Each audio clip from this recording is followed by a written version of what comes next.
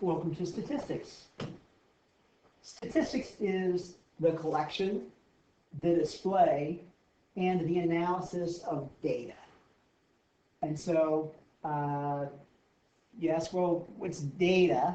The thing that probably pops to most people's mind with data is numbers. And data can be numbers, but it doesn't have to be. For example, if I asked you what color your car was and you said green, I learned a piece of information, but you didn't express it in terms of a number. So on this page, we're going to talk about different types of data. And we're also going to talk about where is the data coming from? Is it coming from an entire population, and we'll learn what a population is, or is it just coming from a sample? So we'll get into that just on these first couple pages of notes here. So kicking it off here, where's the data coming from? So the population. And most of the time when people hear the word population, they think people. And that kind of makes sense, right? We have the census every 10 years, and we talk about population in the United States, and I don't know what it is, about 300 million people now. And so that is people, but it doesn't have to be. We could define it however we want. We could talk about all of the trees in the Shenandoah. We could talk about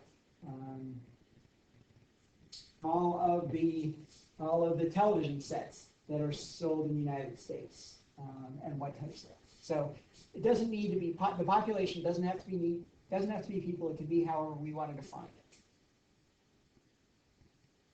And so if we are able to collect from every thing or every person in a population, we generate a parameter.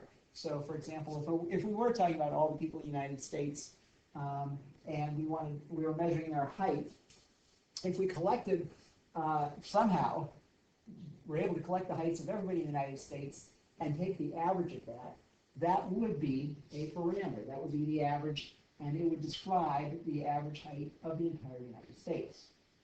That'd be very difficult to do, and most of the time in this class we'll be talking about samples, not populations. Population size is sometimes represented with a capital N symbol. We rarely use that in the course. Like I said, most of the time we're just going to be taking samples or discussing data that comes from samples, okay? And that's just a little subset of the population, okay? And if we take a sample, so for example, if we randomly selected 100 people from the United States and we took their average, that would describe a sample average, and that is a statistic. And what a statistic does is it describes a sample. Parameter describes a population, and a statistic describes a sample. This statistic describes a sample. Okay? And for sample size, for our population size, we said that was a capital N. For our sample size, we use a lowercase n. Okay? And so I've got my little graphic here, my little Venn diagram that the population is this entire group, entire kind of world I'm talking about, and then a sample is just a little subsection of the population. And as I said earlier, we've got two different types of data. One is numerical, which is also called quantitative. And that is when you ask for the answer, does the person, one, answer with a number? And two, if we took an average of all those numbers, will that tell us information? So for example, with the heights, and we took a number, that average would tell us something about the group. Now, there are sometimes you could be asked something with a numerical answer that doesn't make sense to take an average. So for example, if I were asked to ask everyone the street number of your address, if I took an average of all those numbers, that average wouldn't tell me anything about the group. Okay? So for numerical data, examples, time or distance, or height or weight, things that are measurable using a number. Then the second type of data is not quantitative, but it is qualitative or categorical. Again, a synonym for categorical is qualitative. And basically it's grouping. What group are you in? Or what category, if you want to say it that way. It's usually non-numeric. And if you did answer with a number and the average doesn't mean anything, then that's probably categorical as well. All right?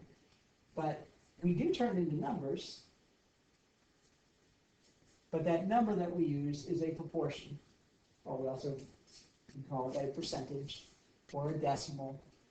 So for example, if I asked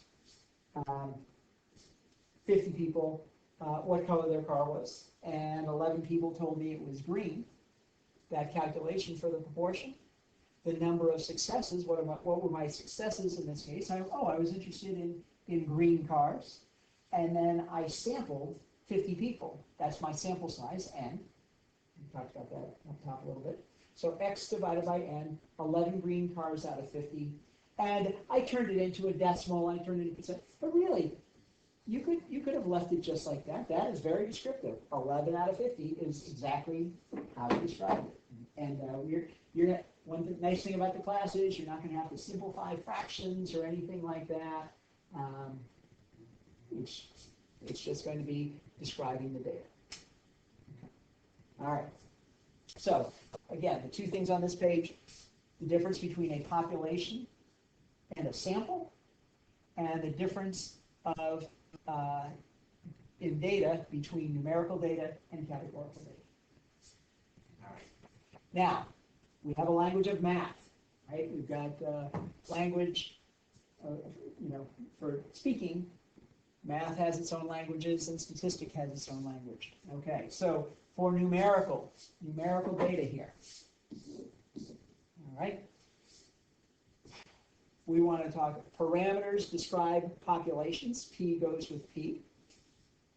And statistics describe samples. Statistic isn't a sample, but it describes some characteristic of a sample. They describe it. Okay? So if we took a mean of an entire population, our parameter would be this thing called a mu. So mu, it's a Greek letter. And so, like I said, if we took the average height of everyone in the U.S. and calculated that average, we would call that mu. Mu would equal whatever it is, 5'10". Now, if we just took a sample, let's say we took a sample of 50 people, and we took that average, that's just not the sample of the whole population. That's just a sample of, it's a average of a sample. And so that is a statistic, and we would call that X bar. X bar is an average, and mu is an average. Mu is the average of the population, X bar is the average of a sample.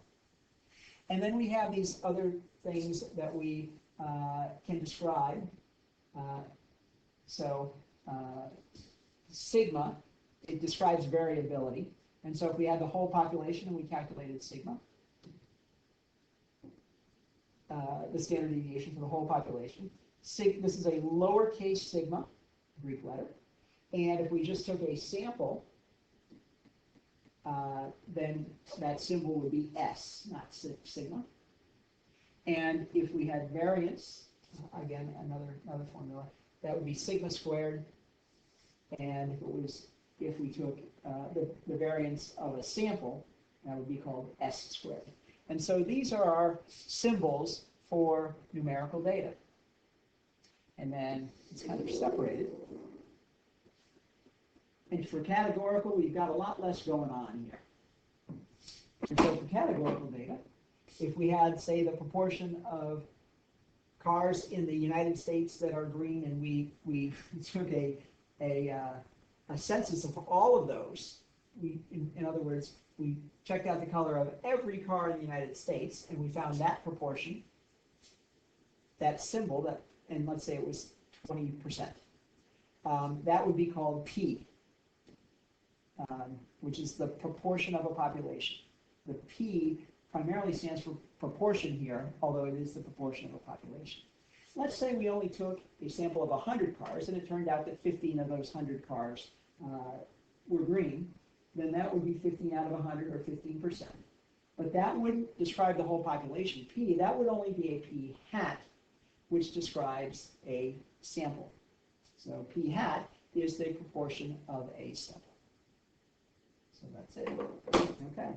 So that's the little intro. If you wanted to look at the next page, and we have a little data chart of 10 people from the U.S. Census that was collected in the year 2000. So for each of these, just identify for all of the 6 variables, identify whether each one of these things is categorical or numerical data. That's our video 1. See you soon.